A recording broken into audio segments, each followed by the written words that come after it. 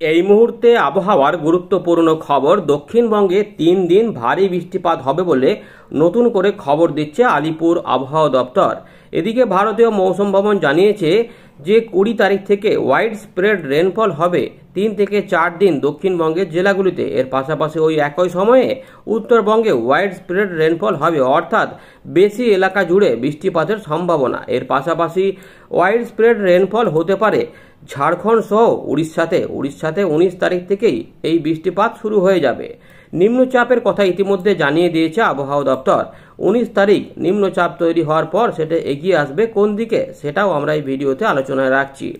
তো এই নিম্নচাপটি হওয়ার ফলে ঝড়ের গতি প্রকৃতিতে আর কতটা পরিবর্তন হয়েছে এটা আমরা জানবো। বর্তমানে যে নিম্নচাপ ক্ষেত্রটি ছিল সেটা কিন্তু ইতিমধ্যে মধ্যপ্রদেশের কাছে চলে গেছে, ফলে আজ সেভাবে বৃষ্টিপাতের সম্ভাবনা না থাকলেও গুমোট গরম এবং আংশিক বিক্ষিপ্তভাবে বৃষ্টিপাত দক্ষিণবঙ্গের জেলাগুলিতে হতে পারে, কারণ এখনও কিছুটা জলীয় বাষ্প রয়েছে, আর্দ্রতা বেশি রয়েছে, ফলে কোথাও কোথাও আংশিক মেঘলাকাশ রোদ দিনের বেলার দিকে দেখা যেতে পারে এবং কোথাও কোথাও হালকা ফুলকা কোথাও বৃষ্টিপাত বিক্ষিপ্তভাবে নেমে যেতে পারে। এই যে সময়কালের মধ্যে বৃষ্টিপাতের নতুন খবর দিচ্ছে, এই বৃষ্টিপাতগুলো চাষি ভাইদের কিছুটা উপকারে আসতে পারে। সুতরাং আমরা এই ভিডিওতে সেটাই দেখার চেষ্টা করব যে কোন এলাকাগুলিতে বৃষ্টিপাত বেশি হতে পারে। ওয়াইড স্প্রেড রেনফল মানে একটু বেশি সময় ধরে বেশি এলাকা জুড়ে বৃষ্টিপাত হতে পারে। এখন সেগুলো কীরকমভাবে হবে, কোন এলাকাগুলিতে প্রভাব দিতে পারে ভারী বৃষ্টিপাত, সেগুলো আমরা দেখব। যেহেতু ঝাড়খণ্ড, উড়িষ্যা এবং গাঙ্গেয় পশ্চিমবঙ্গে ভারী বৃষ্টিপাত হওয়ার কথা বলছে, তাহলে এই 3টে এলাকার মধ্যে কোন দিকটাতে হতে পারে, পশ্চিমের দিকের জেলাগুলি বেশি পাবে নাকি সব জায়গাগুলোতে হবে, এইগুলো দেখার বিষয় আছে। উপকূলবর্তী জেলাগুলিতে এই নিম্নচাপ তৈরি হওয়ার ফলে কি প্রভাব পড়তে পারে, এছাড়া মৎস্যজীবীদের সতর্কতা কি আদৌ থাকবে, থাকলে কবে থেকে হতে পারে, সেটাও আমরা এই ভিডিওতে জানাবো। তো আপনারা ভিডিওটিকে দেখুন এবং শেয়ার করবেন। আর আপনার এলাকায় বর্তমানে আকাশ কেমন রয়েছে অবশ্যই জানাবেন। বাংলাদেশ, ত্রিপুরা এইদিকে কি পরিস্থিতি যাচ্ছে, উত্তরবঙ্গ, উত্তর পূর্ব ভারতেও সতর্কতা রয়েছে, সেখানেও বৃষ্টিপাত হতে পারে, সেগুলো আমরা আলোচনায় রাখছি। তো এই আপাতত দেখা যাচ্ছে যে উপগ্রহ চিত্রটা আমরা দেখিয়ে দিলাম। এবারে দেখে নিই একবার ছোট করে যে আবহাওয়া দপ্তর কি কি কথা বলছে, তারপর আমরা এখানে ফেরত আসছি। তো দেখুন বন্ধুরা, ইতিমধ্যে আলিপুর আবহাওয়া দপ্তর যে সংক্ষিপ্ত সতর্কতা দিয়েছে তাতে আমরা দেখতে পাচ্ছি উত্তরবঙ্গ এবং সিকিমের জন্য 20 এবং 21 তারিখে বিক্ষিপ্তভাবে ভারী বৃষ্টিপাত হতে পারে। 18 তারিখে একটু বজ্রবিদ্যুৎ অ্যাক্টিভিটি হতে পারে। 17 এবং 19 তারিখে কোনো সতর্কতা নেই। গাঙ্গেয় পশ্চিমবঙ্গে 17 তারিখ যে আপডেটটি প্রকাশ করেছে সেখানে আমরা দেখতে পাচ্ছি অবশেষে একটা ভালো পরিবর্তন, যে উত্তরবঙ্গের মতো এবারে দক্ষিণবঙ্গেও এখানে ভারী বৃষ্টিপাতের সতর্কতা জারি করছে। 19, 20, 21 এই 3টে দিন ভারী বৃষ্টিপাত হবে বলে জানাচ্ছে দক্ষিণবঙ্গে। তবে এই ভারী বৃষ্টিপাত বিক্ষিপ্তভাবে হতে পারে। এবারে ভারী বৃষ্টিপাত কীভাবে হবে, কোন কোন জেলাগুলিতে হতে পারে, কখন কখন হতে পারে, কি সম্ভাবনা, সেটা আমরা উইন্ডো থেকে চেক করে দেখার চেষ্টা করব এইরকমই হবে নাকি অন্য কোনো ব্যাপার রয়েছে। এবারে আমরা একটু দেখে নেব যে ভারতীয় মৌসুম ভবন কি বলছে। ভারতীয় মৌসুম ভবন বলছে যে একটি লো প্রেসার এরিয়া যেটা দক্ষিণ পূর্ব মধ্যপ্রদেশ এবং সংলগ্ন এলাকার উপরে কিন্তু ইতিমধ্যে অবস্থান করছে।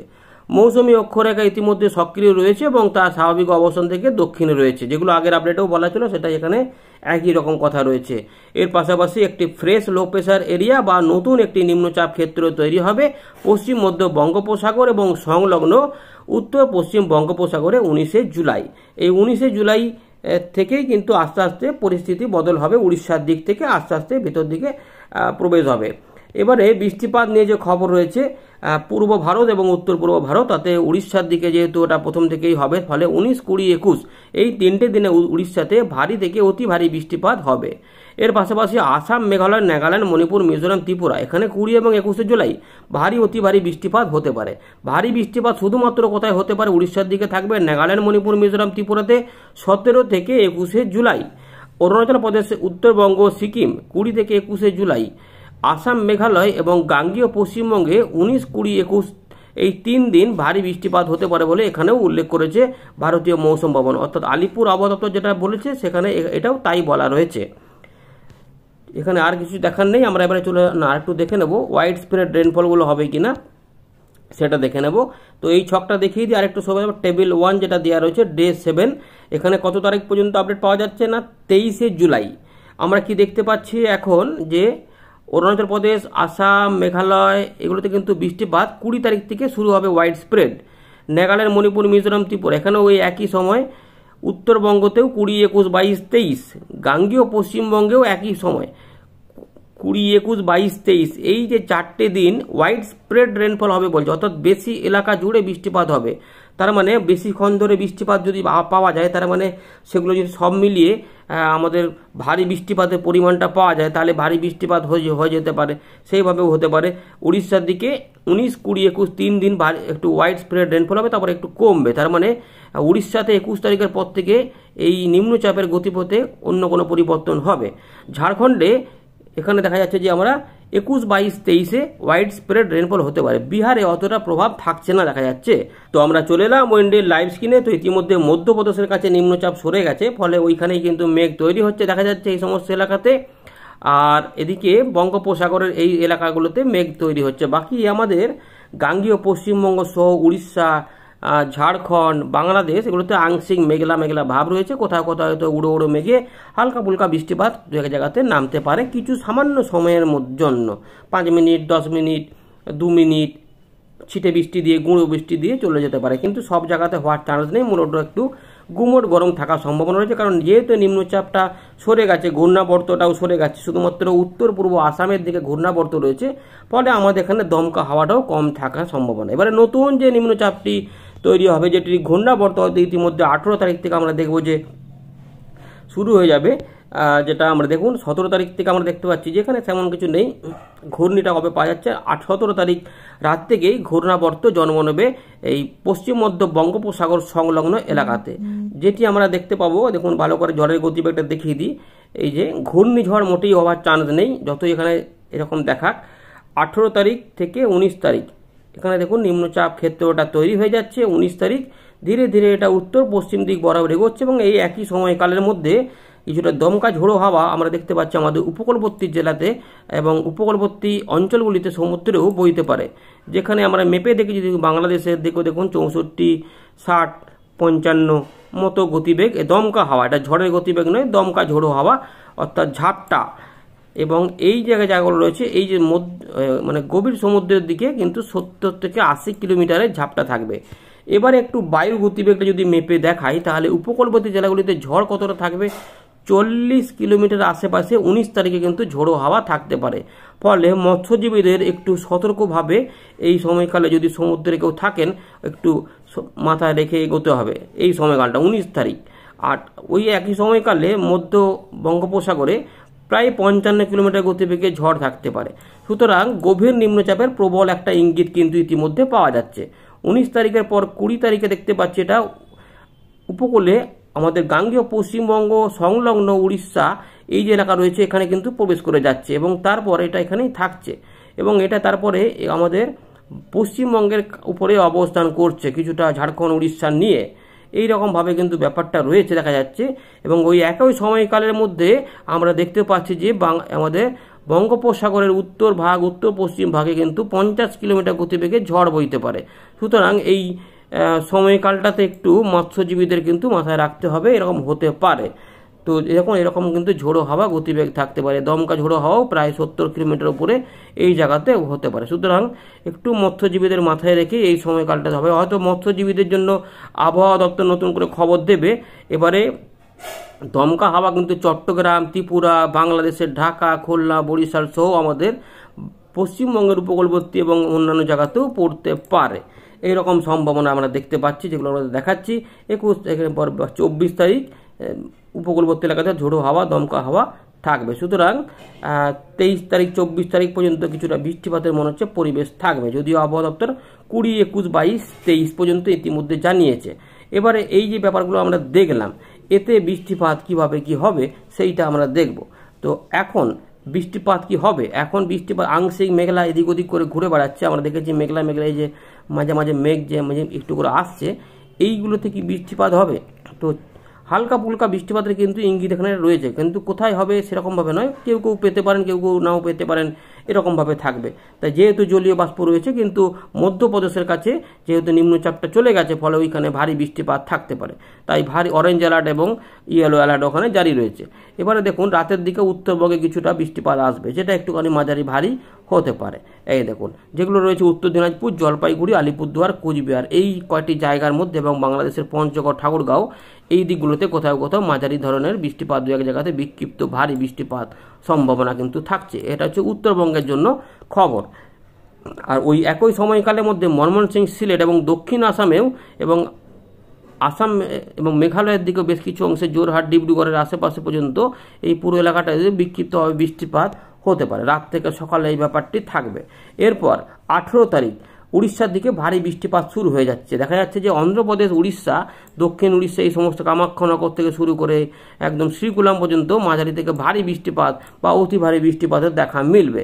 ওই একই সময়কালের মধ্যে গাঙ্গেয় পশ্চিমবঙ্গের উপকূলবর্তী জেলাতে হালকা ফুলকা বৃষ্টিপাত বা হালকা মাঝারি বৃষ্টিপাত কলকাতা, হাওড়া, হুগলি, 24 পরগনার দু এক জায়গায় এবং মেদিনীপুরের আশেপাশে কিছু এলাকাতে হতে পারে। খুব বেশি এলাকাতে সম্ভাবনা নাই। 18 তারিখের রাতের দিকে দেখা যাচ্ছে যে উত্তরবঙ্গে বৃষ্টিপাত থাকবে। আলিপুরদুয়ার, কোচবিহার, জলপাইগুড়ি, দার্জিলিং, কালিম্পংয়ের পর এখানে সিলেট, ময়মনসিংহ কিছুটা এবং ঢাকা, চট্টগ্রাম, বরিশাল সংলগ্ন কিছু এলাকাতে, এর পাশাপাশি ত্রিপুরার দিকে বৃষ্টিপাতের প্রভাব থাকতে পারে। 19 তারিখ আমাদের গাঙ্গেয় পশ্চিমবঙ্গে বৃষ্টিপাত ভারী হতে পারে। কোন কোন জায়গাতে ভারী হতে পারে আমরা যেটা দেখতে পাচ্ছি, দুপুর পরবর্তী সময়ে বৃষ্টিপাত চলে আসতে পারে কিছুটা মালদা, বীরভূম, এখানে পশ্চিম বর্ধমান, পুরুলিয়া, বাঁকুড়া, ঝাড়গ্রাম 2, মেদিনীপুর এবং উড়িষ্যার দিকে ভারী বৃষ্টিপাত থাকতে পারে। আমাদের গাঙ্গেয় পশ্চিমবঙ্গের বিশেষ করে পশ্চিমের দিকের জেলাগুলিতে মাঝারি ভারী বৃষ্টিপাত হতে পারে সম্ভাবনা কিন্তু থাকছে এই যে জায়গাগুলোতে। তাই বেলদা, বালিচক এগুলো থেকে বৃষ্টিপাত, শালবনি থেকে শুরু করে এগুলোতে বৃষ্টিপাত হতে পারে, গোপীবল্লভপুর। সুতরাং এই বৃষ্টিপাতগুলো চাষি ভাইদের কাজে লাগতে পারে।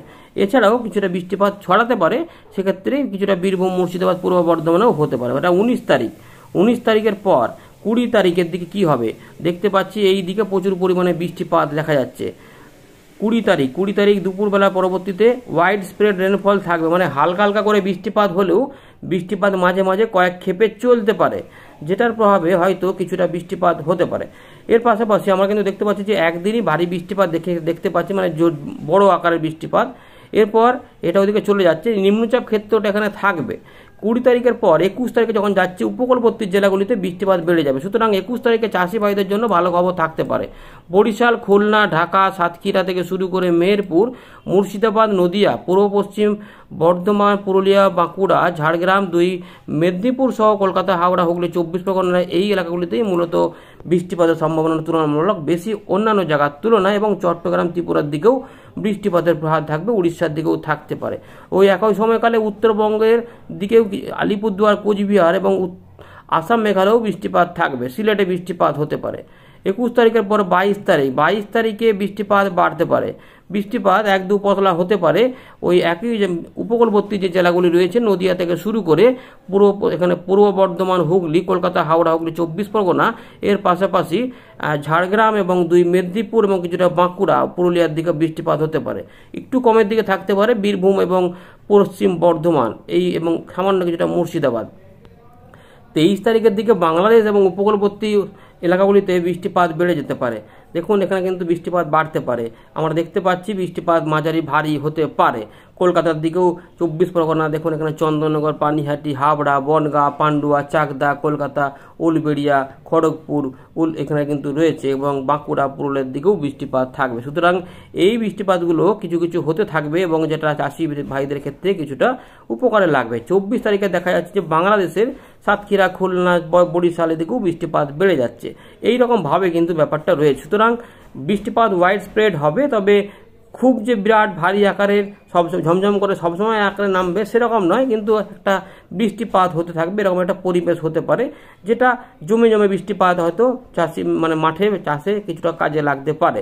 তবুও আবহাওয়ার ব্যাপার, আপনাদের নিজের মতো করে সতর্কতা থেকে কাজকর্ম করবেন, সে যাতে ক্ষতি না হয়। এই রকম আর কি ব্যাপার। 25 তারিখ সকালের দিকে বাংলাদেশের উপকূলবর্তী যে জেলাগুলি রয়েছে, উপজেলাগুলি রয়েছে, বিশেষ করে খুলনা এবং বরিশাল বিভাগে, চট্টগ্রামে ভারী বৃষ্টিপাত হতে পারে, এইরকমই কিন্তু রয়েছে। এতে কোনো পরিবর্তন হলে আমরা জানাবো।